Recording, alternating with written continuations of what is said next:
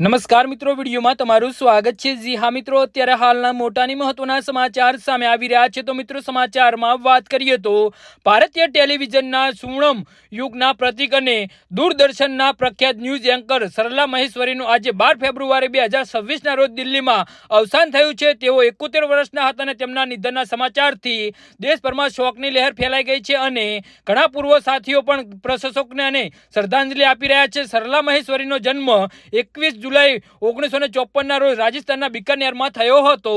જી હા મિત્રો, તેઓ 1976 થી 2005 સુધી દૂરદર્શન ન્યૂઝ એન્કર તરીકે કાર્યરત રહ્યા હતા। 1980 થી 1990ના દાયકામાં તેઓ તેમના શાંત અવાજ અને સરળ શૈલી અને દોષરહિત હિન્દી ઉચ્ચારણ માટે ખૂબ જ જાણીતા બન્યા હતા। તેમની હાજરી ટેલિવિઝન પર એક અનોખી ઓરા ઊભી કરતી હતી અને તેઓ સરળતા અને વિજ્ઞાપનનું પ્રતીક માનવામાં આવતા હતા। તેમને ઘણી મહત્વપૂર્ણ ઘટનાઓના સમાચાર વાંચ્યા હતા, જેમાં 1991માં પૂર્વ વડાપ્રધાન રાજીવ ગાંધીના અવસાનના સમાચારનો સમાવેશ થાય છે। તેઓ પંજાબના આતંકવાદના સમયે પણ નિર્ભયપણે સમાચાર પ્રસ્તુત કર્યા હતા, જ્યારે તેમની જાનથી મારી નાખવાની ધમકીઓ પણ મળી હતી। 1997માં મધર ટેરેસાના અંતિમ સંસ્કારને કવર કર્યા બાદ તેઓએ પરિવારને વધુ સમય આપવાનો નિર્ણય લીધો હતો। જી હા મિત્રો, તો આના વિશે તમારું શું કહેવું છે તો નીચે અમારી કમેન્ટ બોક્સમાં જરૂરથી જણાવજો અને અમારી યુટ્યુબ ચેનલને સબસ્ક્રાઇબ કરવાની ભૂલતા નહીં। ધન્યવાદ।